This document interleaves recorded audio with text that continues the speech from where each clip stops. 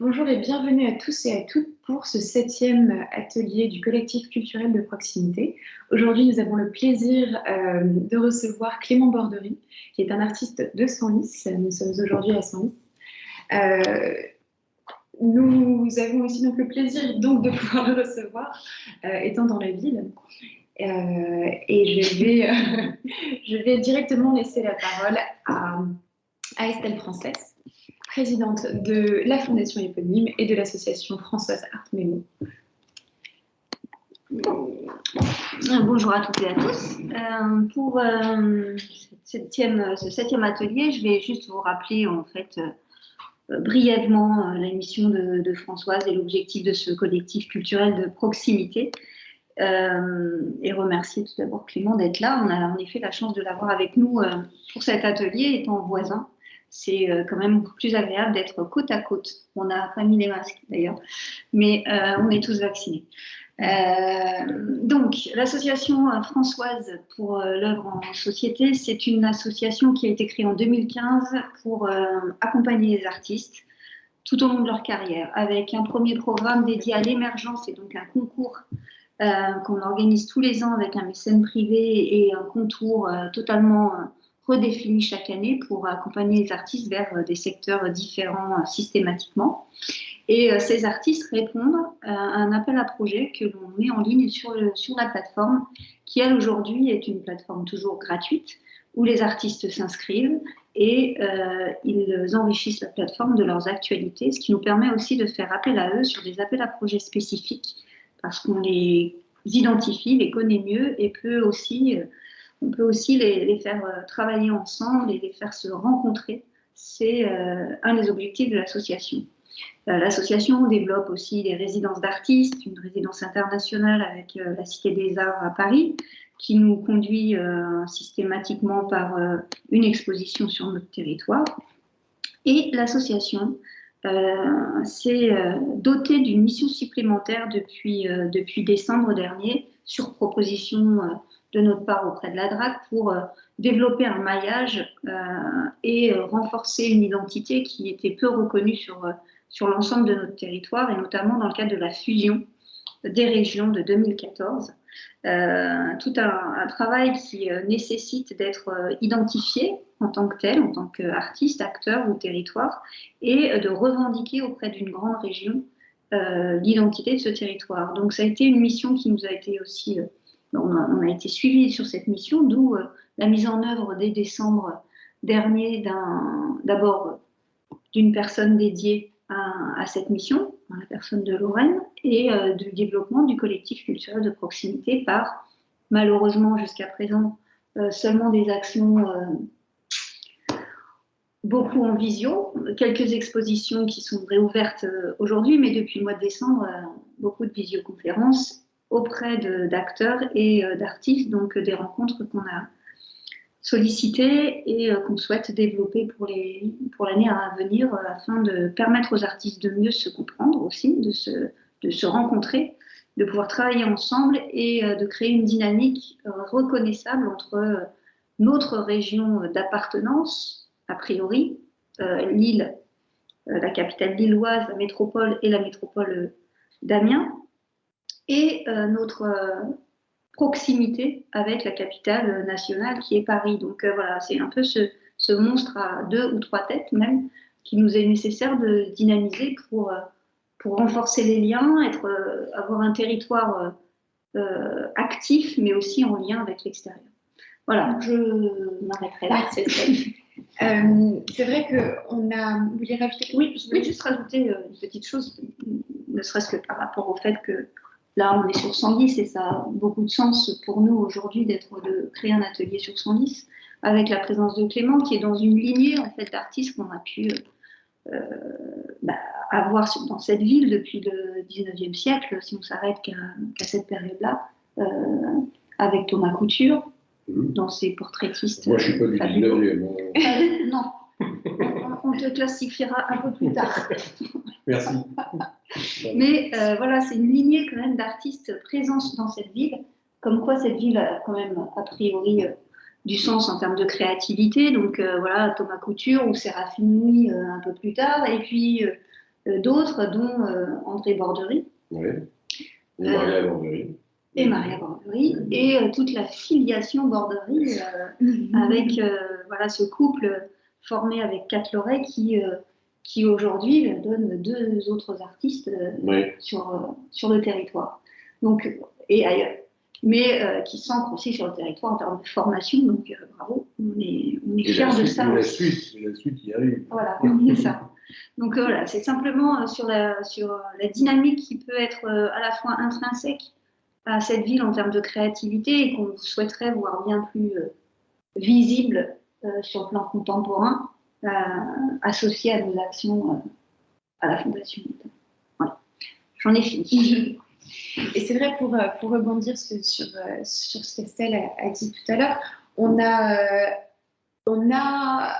c'est vrai qu'on n'a pas pu rencontrer tous les artistes donc en physique, en présentiel, mais on a quand même pu recenser pas mal de témoignages, notamment sur cette proximité avec Paris et puis cette distance géographique avec Lille, la métropole lilloise, donc la capitale qui est géographiquement moins proche que Paris, et donc qui va aussi ramener donc, tous ces inconvénients, qui va aussi justement pas forcément permettre de donner une grande visibilité à ces petites villes qui sont entre Paris et Amiens, par exemple.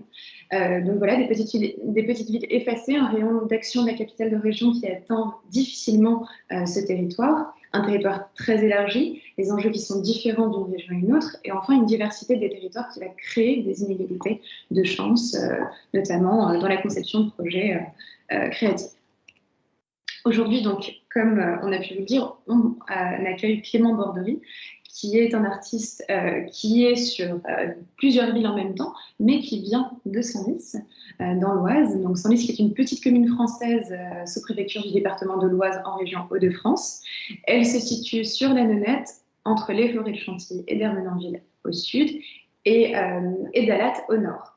Donc c'est une ville qui est très proche de Paris, en comparaison, c'est vrai, avec les autres villes qu'on a pu découvrir. Elle est à 40 km au nord de Paris, c'est 23 minutes en train depuis Chantilly, puis 15 minutes pour arriver jusqu'à Senlis, c'est 111 km d'Amiens et 174 km de Lille. Donc on voit vraiment cette proximité avec la capitale qui va évidemment créer des connexions qui vont être différentes avec Paris. Donc, je vous présente Clément Borderie, qui est né en 1960 à Senlis, qui vit et travaille entre Ivry-sur-Seine et Senlis. En 1983, donc c'est les manufactures nationales des Gobelins mobiliers. La formation. La formation, exactement. 78. Alors, on a 78. Vous avez été diplômé en 78. Je suis parti en 83. Et vous êtes parti en 83. Merci. Heureusement que vous êtes là. Vous êtes aujourd'hui représenté par la galerie Jousse Entreprise.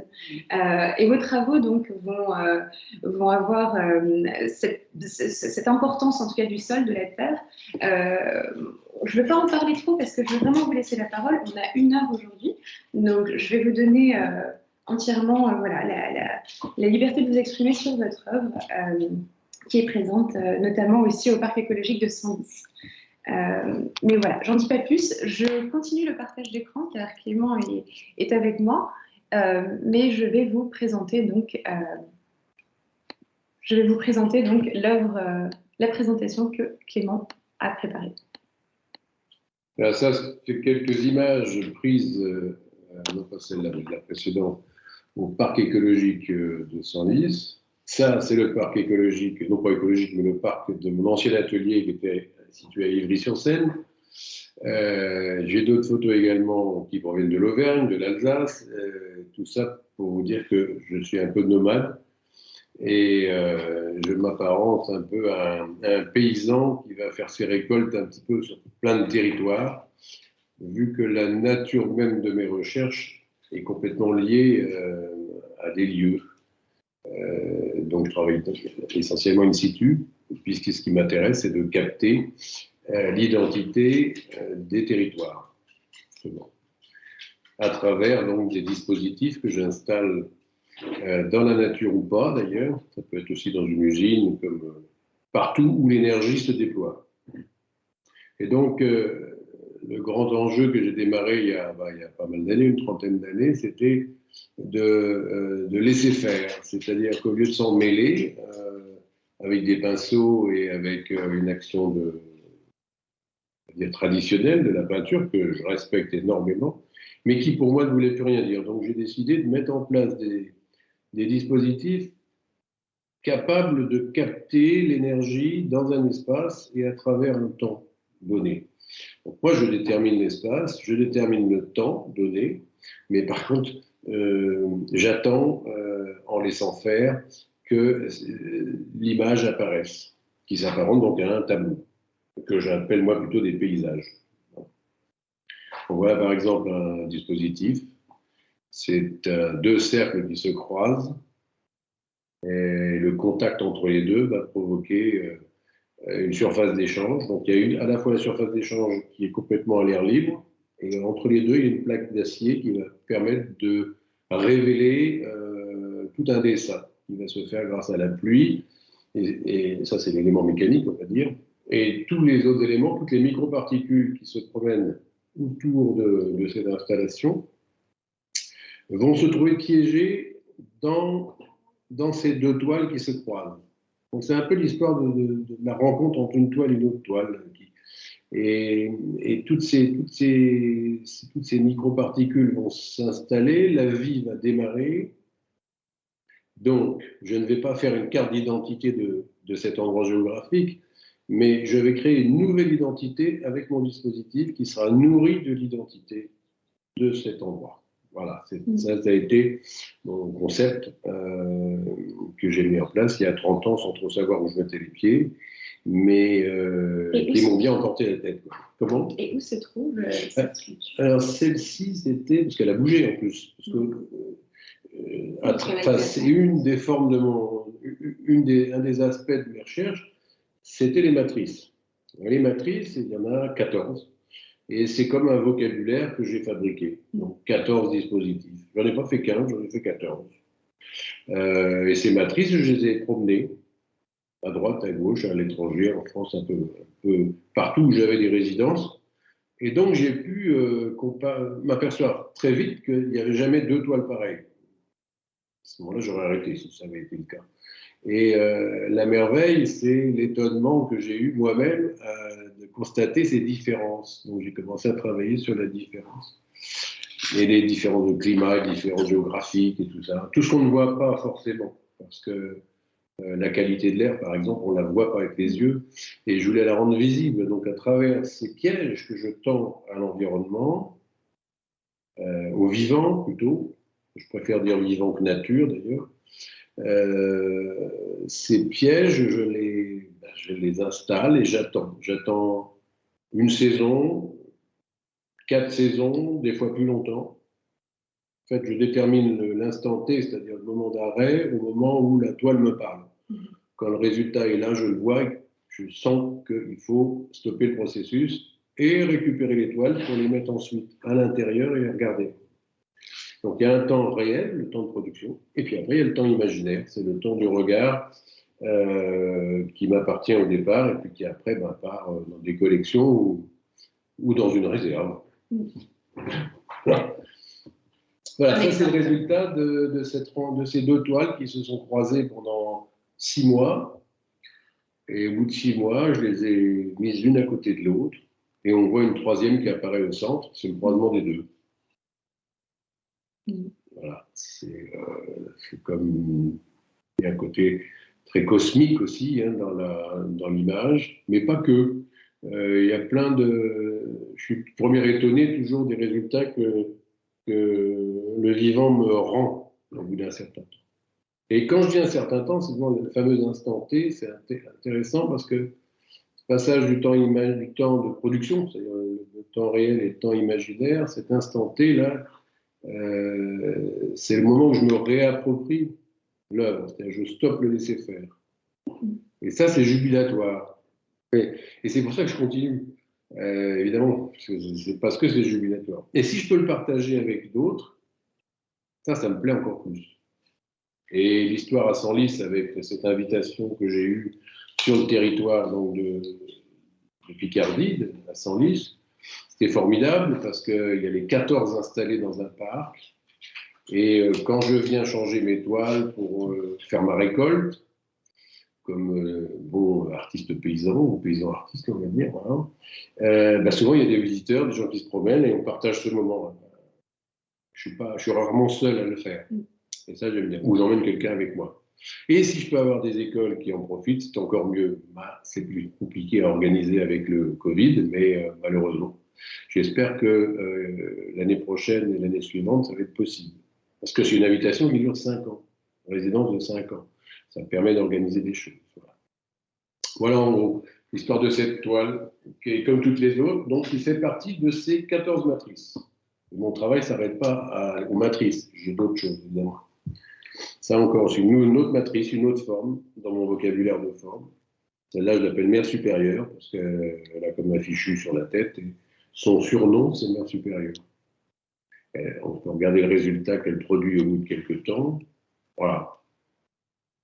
Donc, les deux parties dans les coins, extérieur gauche et inférieur droit, c'est la toile repliée sur les coins en partie basse de la matrice. Et la partie en diagonale, c'est le dos de mère supérieure.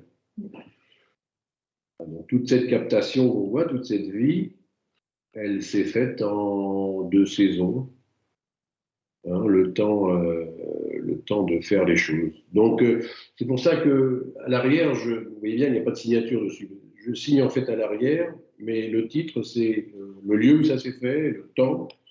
Voilà, c'est une espèce d'identité qui se trouve à l'arrière du lieu et du temps passé.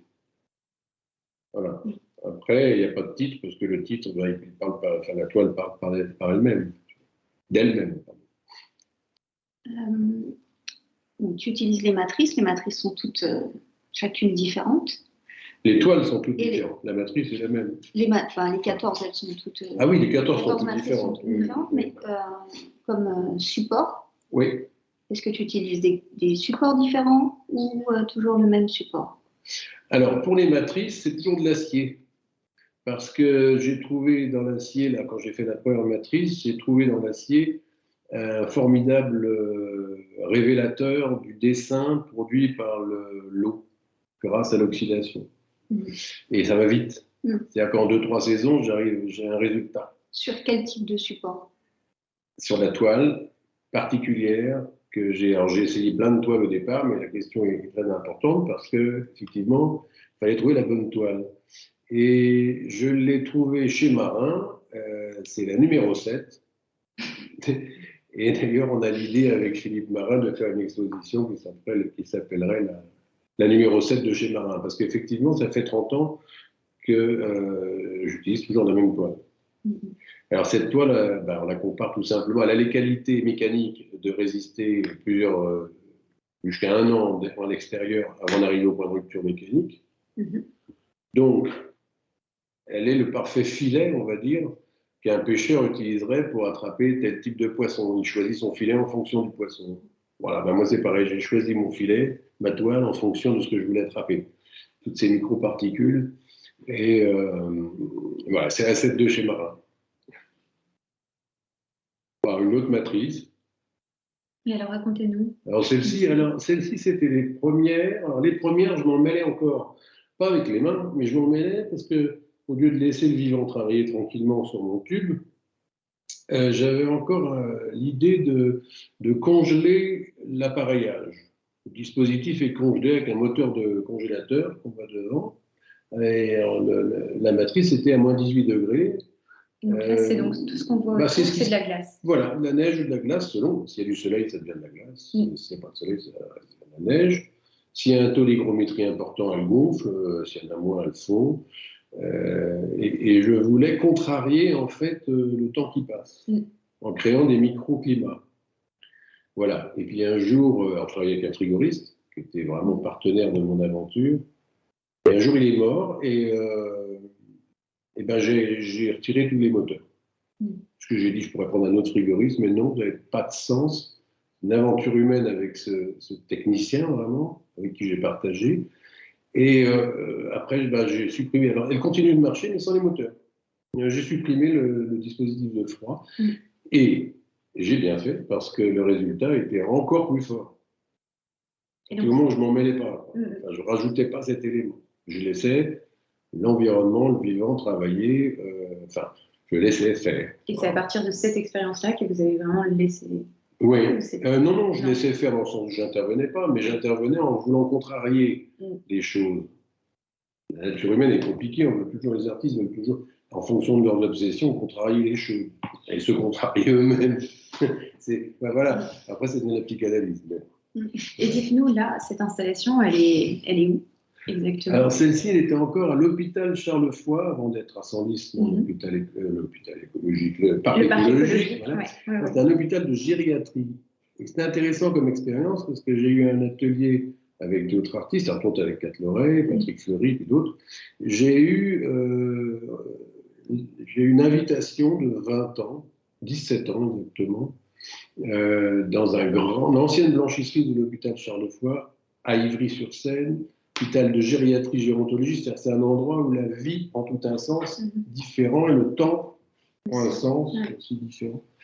Comme tout mon travail est basé sur le temps, le directeur de cet hôpital avait dit, écoutez, plutôt que d'installer des pendules au milieu de mes jardins où les Alzheimer se promènent, on va plutôt installer vos matrices, car moi je vois en matrice des pendules.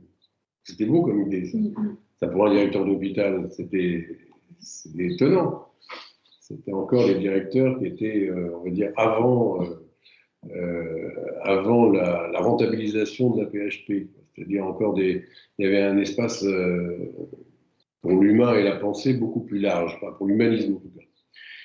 Après, on s'est fait virer parce que justement, on n'était pas rentable, soi-disant. Mais ça a duré quand même 17 ans, cette aventure. C'était formidable. Et alors, on avait des rapports avec les habitants de l'hôpital, les résidents, qui étaient donc les personnes âgées, mais aussi le personnel technique, administratif, les soignants, et machin. On a, mais j'aurais 1000 histoires à vous raconter de rencontres provoquées par la présence de l'œuvre, c'est-à-dire la fonction même de l'art.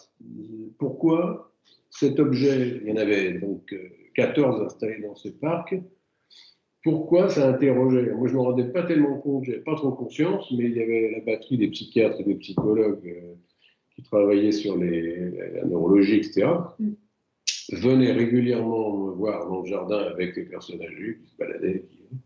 Et eux faisaient des ateliers à partir de ça. Alors, je ne faisais pas du tout d'art-thérapie, mais mes installations faisaient partie de l'art-thérapie pour eux. Ils s'en servaient. Et donc, on a eu des résultats très étonnants, et des débats, des conférences, plein de choses, plein de choses. Il faudrait une journée pour vous raconter tout ça. Mais c'était très riche.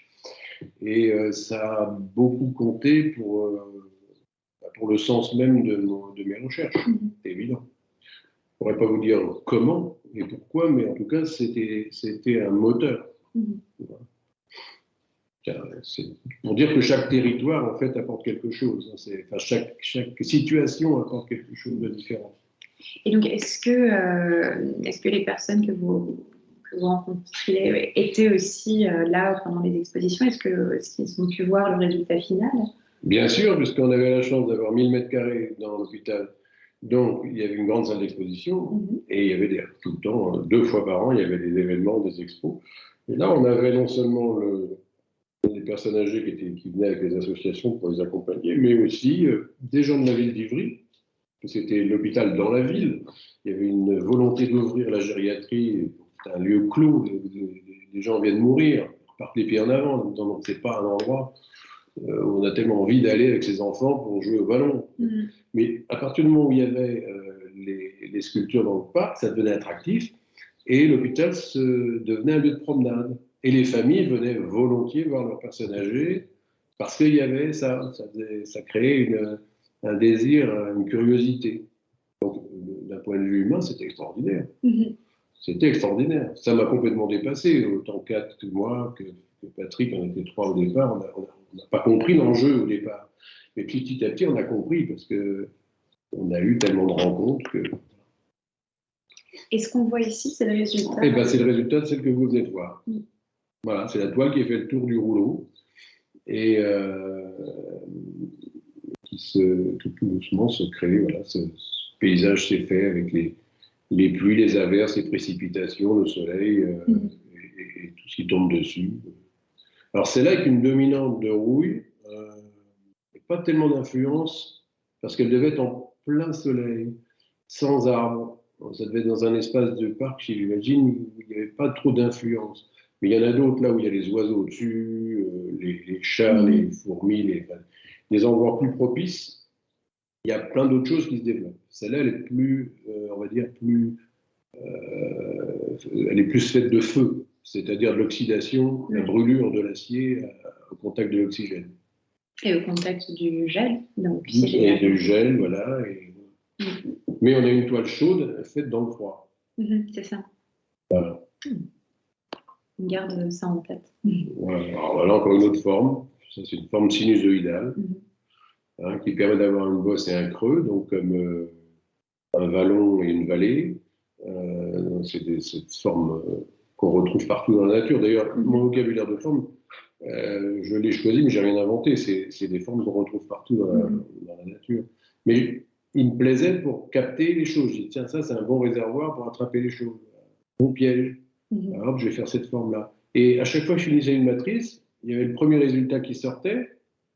Et souvent, c'est ce qui m'a provoqué la forme de la deuxième matrice. La deuxième matrice a provoqué la forme de la troisième matrice. Ça s'est enchaîné comme ça pour les 14 matrices. Oui. Voilà, ça c'est le résultat de deux saisons différentes dans ce que vous venez de voir, dans la sinusoïde. Donc on a la partie supérieure, c'est le creux, et la bosse, la partie inférieure. C'est rien à voir l'une avec l'autre. Et pourtant, c'est la même matrice au même endroit, mais pas la même saison. Et donc, 2 saisons, on est sur... Alors ça, je ne pourrais pas vous dire, parce que je suis pas... Moi, je n'ai pas une démarche scientifique dans le sens... Ça m'intéresse de façon secondaire. Ce qui m'intéresse, c'est la poésie que le vivant va me rendre. Maintenant, dire que c'était le mois d'octobre, 31 machin, ça, c'est marqué derrière. Donc, ça, c'est juste un point de repère. Mais je n'ai pas une démarche scientifique. Je ne cherche pas à démontrer quelque chose. Je cherche juste à m'émerveiller de ce que la poésie du vivant peut faire. Fabriquer la vie, tout simplement. Comment la vie peut être aussi puissante pour provoquer une image qui va provoquer l'émotion. Et une rencontre et un échange. Ce qui est pour moi la fonction d'une œuvre. Encore une autre.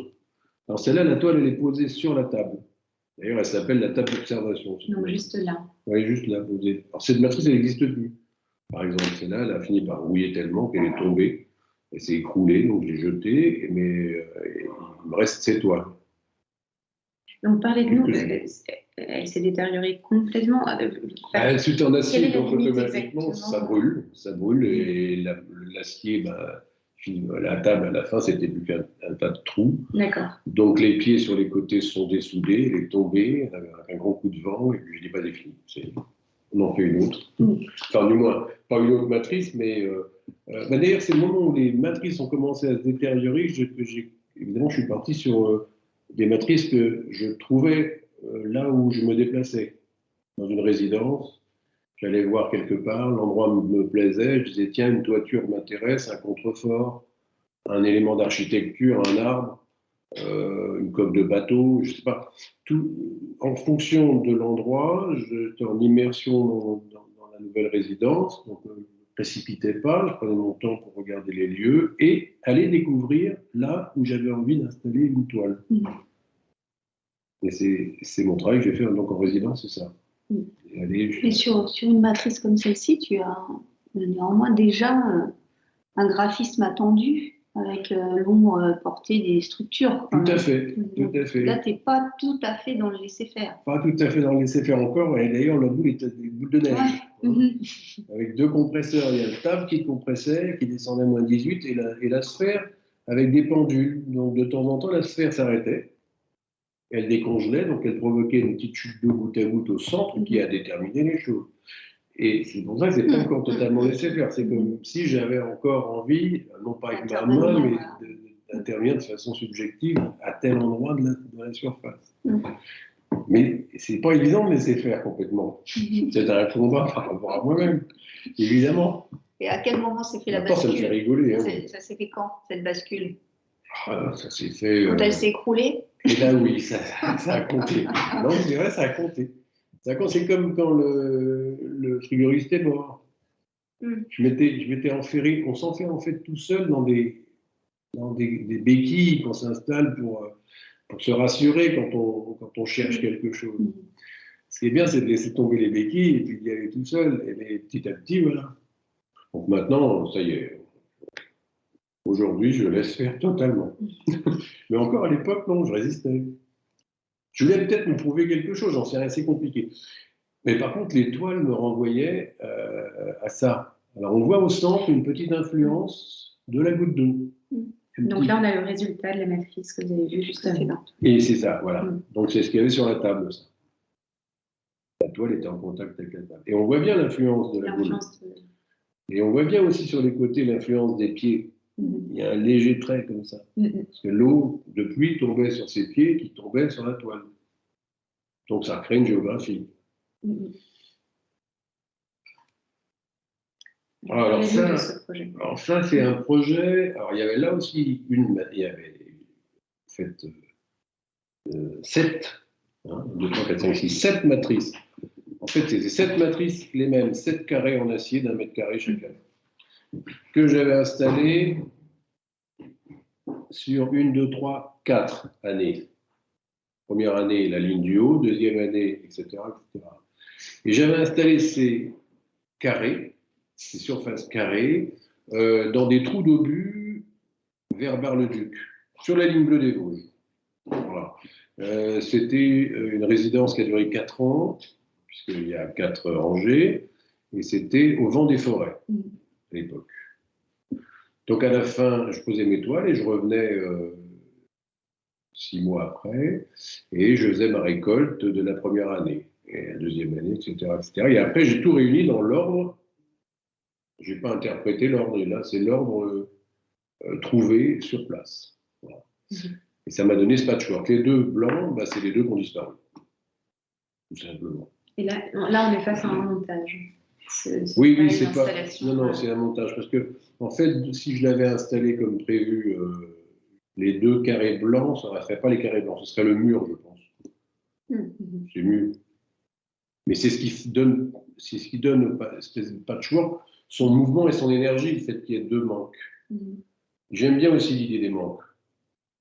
C'est comme des percées dans la réalité, et pour l'esprit, c'est important d'avoir des échappatoires comme ça, des échappées. Je vous montrerai plus loin, il y a une sculpture comme ça qui est, en fait c'est le trou qui m'intéresse. Tout le reste amène au trou, amène au vide. Et bon, on verra tout à l'heure. Mais voilà, c'est un peu cette idée-là de l'absence qui est importante. Oui. Alors voilà, c'était ça les carrés, les mètres carrés dans les trous d'obus. On voit, quand là je venais c'était au bout de 6 mois ou un an, je ne sais plus. J'arrive, il y avait eu des coups de vent, des machins, donc je retrouvais le dispositif un peu attaqué par les intempéries. Et la toile est encore dessus. C'était avant de la dégager. Voilà. Et donc je faisais ça avec toutes. J'en ai gardé une seule sur les 7 carrés, qui est d'ailleurs dans le parc écologique, planquée dans un petit endroit. Où les jeunes se rassemblent d'ailleurs, parce que c'est leur une petite table. C'est pratique. Et ça, tout ça, vous prenez en compte? Vous n'avez jamais interdit ou essayé de... non, il n'y a rien, au contraire. Non, il n'y a pas de barrière autour. Il n'y a pas de barrière autour. Alors peut-être après, on voit... Voilà, ça j'étais en train de faire le ménage et récupérer ma toile. Voilà. On a sorti, on voit comme un parchemin qui ressort de cette. En fait, c'est une écriture qui naît de cet endroit et comme une page d'écriture. Alors moi, je contrôle toujours la composition, on va dire, c'est-à-dire le format, mais je ne contrôle pas l'écriture à l'intérieur de cette composition. Voilà. Ça, c'est le laisser-faire qui est à l'intérieur. Ça, c'est quand je remettais une nouvelle pour l'année suivante.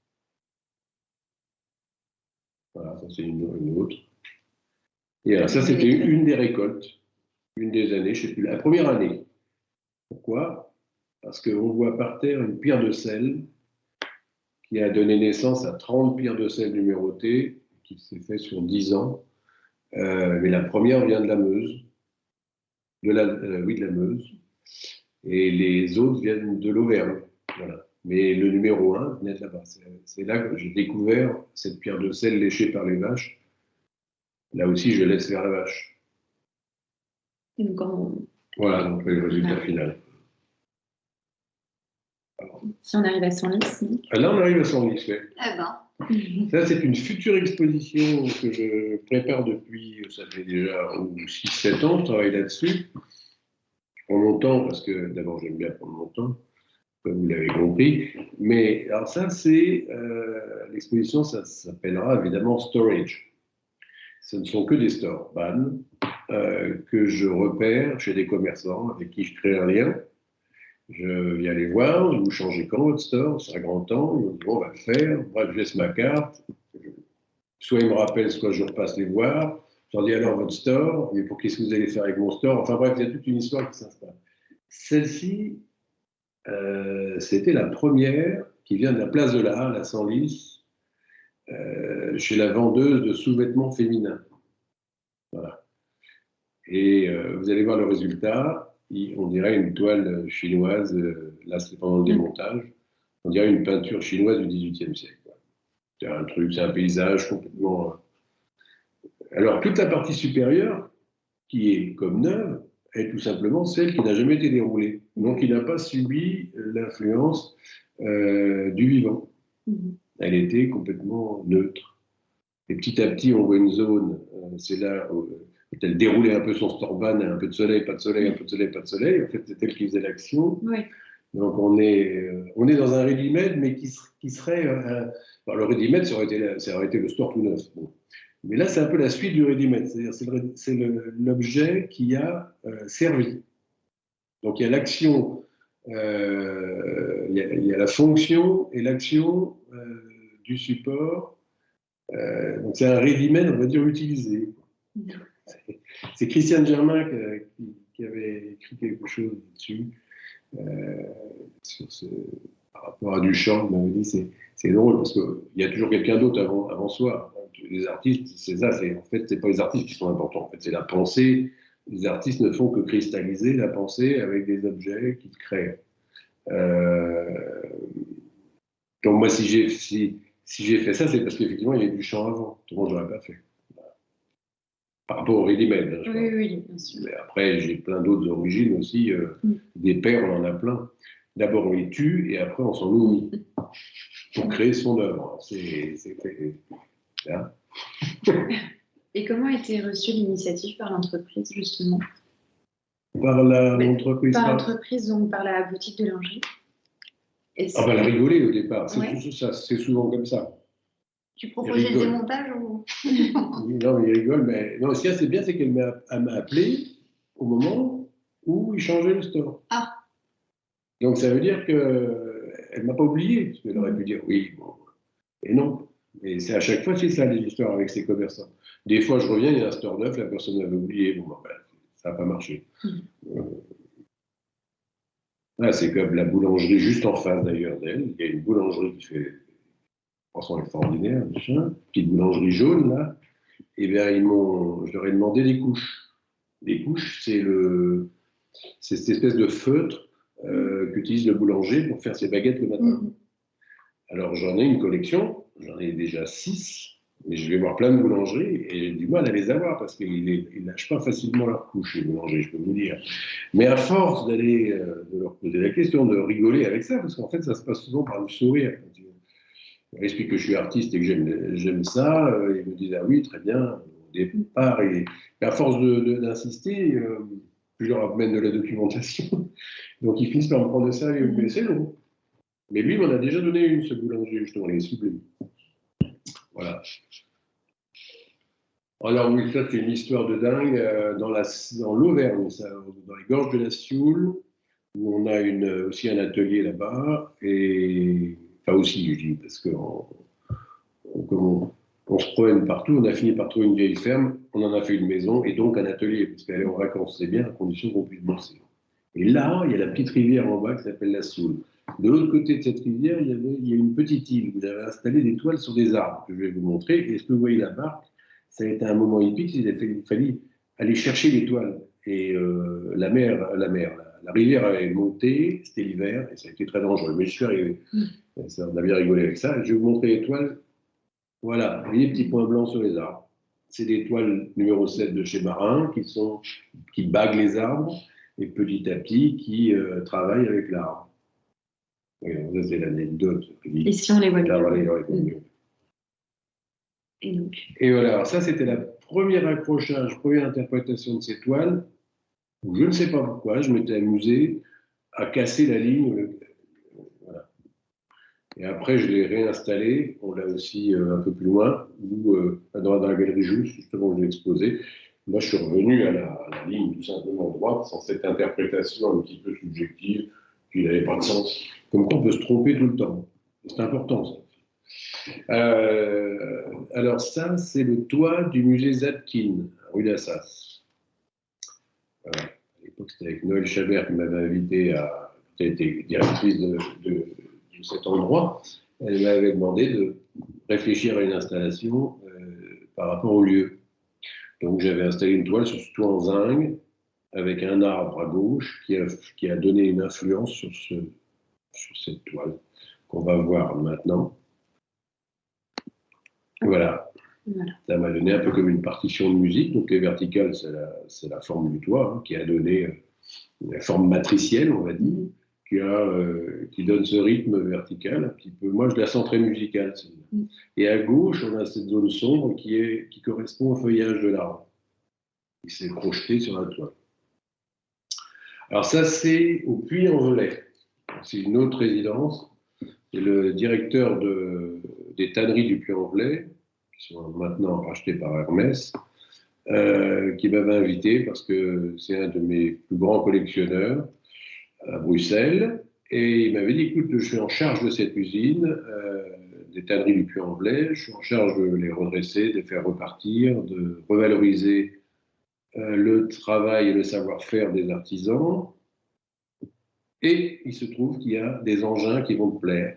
Ça s'appelle des foulons, des grands cylindres qui tournent à toute vitesse avec des pots à l'intérieur, qui sont donc tannés grâce à ce mouvement de lessiveuse, comme des grosses lessiveuses, des tambours. Et donc là, vous me voyez en train d'installer, non pas sur le tambour, mais sur un tréteau. Donc voilà. Là, c'est le tréteau qui sert à récupérer les peaux et à les jeter le temps qu'elles s'écoutent. Donc il y avait 2 tréteaux, il y a 2 toiles qui en sont sorties devant le foulon. Et voilà, ça donne ça. Il y en a une chaude et une froide, pour savoir qu'il y avait 2 teintures de types différents. Donc c'est la trace du tréteau et surtout, c'est comme de la gravure, c'est-à-dire qu'il y avait tellement de peau posée sur le tréteau qu'il y avait un poids énorme et c'est ça qui a imprimé la toile qui emballait le tréteau. Donc ce que vous voyez là, c'est la peau du tréteau. Au-dessus de cette peau, il y avait les peaux. Si on a un autre exemple. Alors ça, c'est le foulon. Ça, c'est le foulon. On voit le cylindre. Et là, j'étais en train de retirer la toile qui avait tourné sur le foulon pendant 6 mois. Donc, les gars ont continué à bosser. Ils continuaient régulièrement à mettre des toiles à l'intérieur par la porte latérale. Et la machine tournait pendant 6 mois. Au bout de 6 mois, je suis revenu. Et j'avais fait ça sur 3 foulons. Et j'ai récupéré 3 toiles complètement dingues. Vous allez voir le résultat. Comme des paysages. Voilà. Là, on est un peu comme une toile de Turner. C'est ça. Voilà. Ça, c'était exposé à la galerie Jousse au mois de juin. Donc, il nous reste faut faire vite. À peu près moins de 100 minutes. Oh là là, ça va très vite. Ouais. Alors là, on est sur... Voilà. Alors, moi, j'ai une question. Ah, bah, alors, oui, parce on peut que continuer sinon, on va beaucoup, pas parce que avoir les le temps. territoires, il y en a beaucoup. Là, c'est les vaches. Mais... Juste sur, notamment sur les raisons de ton implantation sur le territoire. Oui. On en connaît une, en tout cas, mais elle pourrait ne plus être. Parce que vous êtes nomade, vous bougez beaucoup. Oui. Qu'est-ce qui fait qu'à un moment donné, vous restez quand même attaché à ce territoire? Et comment cela pourrait éventuellement être pérennisé? Il y a peut-être aussi des appels à faire. Alors, bien sûr, je cherche désespérément depuis déjà 4 ans un espace industriel à acheter à Senlis ou autour de Senlis, de façon à libérer l'atelier de mon père et de ma mère qui se trouve au centre de Senlis pour avoir le plaisir d'y travailler. Parce qu'actuellement, ce grand atelier est complètement bondé de 50 ans de leur vie. Et donc, quand on pousse la porte de l'atelier, évidemment, c'est plein de souvenirs, c'est beau, c'est rigolo, parce que des fois, il y a des portes ouvertes. Mais c'est un endroit qui ne vit pas pour le moment. Donc, j'aimerais le vider et je cherche à acheter un espace pour pouvoir faire une réserve de tout le travail de mon père et de ma mère. J'en profiterai pour faire ma réserve et celle de Kat, ma femme, Kat Loret, et celle de mes enfants aussi, puisqu'ils sont aussi artistes. Donc, je trouve ça intéressant de trouver un espace qui me permettrait de refaire vivre l'atelier familial. Donc, ma demande, si j'ai des auditeurs qui ce serait de trouver un espace industriel pour pouvoir faire une belle réserve et un showroom en même temps. Et en plus, cette maison familiale, enfin cet futur atelier que j'aimerais faire à Senlis pourrait être ouvert aussi évidemment au public, pour montrer aussi l'œuvre des parents, les nôtres et celle des enfants. Voilà. Donc il y a vraiment un patrimoine, on va dire, familial, quasi clanique, quoi, ancré vraiment pour le coup là, dans Senlis depuis 1957, qui mériterait, je trouve, pour les Senlisiens et pour les visiteurs de Senlis, ça fait partie de l'histoire d'un territoire. Quoi. Voilà, ça c'est une demande, on va dire, une bouteille jetée. Voilà. Mais ce sera avec surtout grand plaisir, parce que c'est vrai que j'aime Senlis, j'y suis attaché, c'est sûr. Et ici, on peut retrouver justement donc, les premières images qu'on a vues, et ces œuvres, ces matrices sont au parc écologique de Senlis. Aujourd'hui, voilà, la maire de Senlis, Pascal Loiser, m'a gentiment invité pendant 5 ans à installer ces matrices pour retenter cette expérience de la production des œuvres à partir des matrices dans le parc, pour les Senlisiens. Donc c'est formidable, et surtout elle m'a présenté tout de suite ici à la Fondation 36, et qui a pris le relais, on va dire, de l'exploitation au sens neuf du terme de ce passage, de cette résidence. Voilà, c'est pour ça que je suis là aujourd'hui. Voilà, ça c'est d'autres images, avec un gros plan de l'image d'à côté. On est vraiment dans un coin. Et enfin, donc on peut terminer sur l'image de la galerie aussi. Voilà, ça c'était juste après le déconfinement. On n'en pouvait plus. Au mois de juin dernier, il y a une exposition à la galerie Jousse, rue Saint-Claude, qui a permis une grande bouffée d'oxygène. Cette exposition était pour ça. Et à l'occasion de cette exposition, un livre a été publié qui s'appelle Les Bosons de l'art, qui est un livre qui a été présenté d'ailleurs à la Fondation Frances il y a l'année dernière, pendant les Journées du patrimoine, voilà. Et qu'on peut trouver place Henri IV à la librairie, et qui est une rencontre en fait entre une scientifique, Ghislaine Rios, qui est une passionnée de physique quantique, mathématicienne, physique classique, qui s'est mis à me poser des questions par mail au départ. Ça a duré 2 ans, et je me suis prêté au jeu, j'ai commencé à lui répondre. Je ne connaissais pas au début du tout. Et puis, 2 ans de questions et de réponses, ça je n'ai répondu jusque-là, mais disons d'autres questions, ont donné lieu à un bouquin avec des illustrations qui expliquent une question sur le mystère de la création à travers la physique et l'œil mathématique. Voilà, c'était un bel échange. Merci infiniment, Clément Bordonnier. C'est bon. On a pu apprendre énormément de choses, et c'est vrai c'était un peu plus informel, puisque vous êtes là avec nous, donc on a pu vous poser des questions aussi en même temps. On a pu répondre à pas mal de questions aussi, notamment votre relation aussi avec le public local, puisque finalement vous allez vers lui aussi directement, que ce soit au parc, oui, que ce soit aussi à la boulangerie ou en fait dans une boutique de lingerie. Voilà, et ça se lit aussi à travers, vos œuvres se lisent aussi à travers toutes ces rencontres. Donc voilà, je pense qu'on a répondu à plein de choses en même temps, et c'était très riche. Il y a peut-être une petite chose à rajouter. C'est vrai qu'avec alors c'est Françoise Roy, je ne sais jamais tout, voilà, la nébuleuse de la Fondation 37, des actions avec les écoles qui ont déjà démarré sur le territoire. Tout à fait. C'est Françoise Artmemo, donc, et la Fabrique de l'Esprit. Voilà, la Fabrique de l'Esprit. Ouais. Et ça, c'est formidable parce que c'est une collaboration qui permet des rencontres, encore une fois, avec des enfants, des élèves, des étudiants. Et ça me plaît aussi. Ça me plaît aussi. C'est un des aspects de la recherche. Merci infiniment. On va passer un petit mot. Je pense que quand on écoute, quand on entend, quand on observe Clément Borderie, on n'a plus d'arguments pour éviter de prendre conscience de la place de l'artiste dans la société. Je crois que à la fois dans cette capacité à s'intégrer sur un territoire, à se déplacer, à observer et prendre finalement pas le meilleur du vivant, mais en tout cas capter ce qu'il fait de mieux. Je pense que voilà, on a répondu à tout le questionnement qui pourrait remettre en question la place de l'artiste dans la société. Je pense qu'elle est réelle et on est là pour aller activer justement tous les réseaux qui vont faire qu'on va reconnaître cette place et la conserver. Et je reviens là-dessus parce que en effet, il y a une œuvre de mémoire à faire par rapport à l'atelier d'André Borderie à Senlis, mais aussi à aujourd'hui. C'est-à-dire qu'aujourd'hui, il y a une activité, et puis demain, parce que le relais est donné, quoi. Donc vraiment, il y a quelque chose de très important sous ces airs du laisser-faire. Je fais aussi beaucoup. Hein. Voilà. C'est une pensée qui se développe et pas autre chose, quoi. Et un rendu esthétique et poétique qui peut nous embarquer. Donc voilà, je voulais juste faire cette petite remarque complémentaire.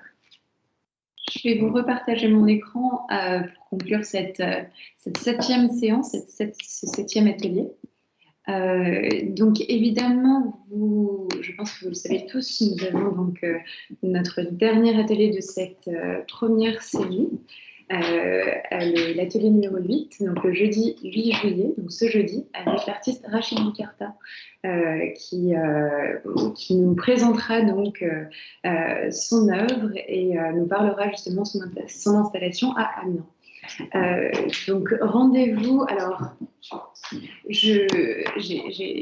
c'était les anciens horaires, donc je vous rappelle que donc nous nous retrouverons de 16h à 17h le jeudi 8 juillet et vous pouvez évidemment vous inscrire sur le ccp-art@françoiseartmemo.fr ou alors nous suivre aussi sur le site françoiseartmemo.fr. N'oubliez pas, donc on a notre dernier atelier aussi découverte avant les vacances avec Sophia Fassi, peintre qui expose en ce moment donc à l'exposition à la Fondation française. Même pour le simple envol d'un papillon, tout le ciel est nécessaire. Donc je vous invite aussi à vous inscrire pour ce dernier atelier qui sera le 10 juillet. À partir donc de l'exposition est ouverte à partir de 11h. Et enfin, donc, nous avons la programmation 2020-2022 avec les artistes internationaux qui sont, eux, installés en couple sur le territoire Hauts-de-France. Nous allons commencer donc cette exposition avec Isabelle Cavallery et Jörg Langans du 19 septembre au 27 novembre 2021. Puis Cacloré et Clément Borderie que nous aurons donc le plaisir d'avoir à la Fondation du 3 février au 30 avril 2022. Et enfin, Georgia Russell et Raoul Ilaramundi du 12 mai au 22 juillet 2022. Voilà, je vous remercie pour votre participation à cet atelier et vous dis à bientôt. Au revoir.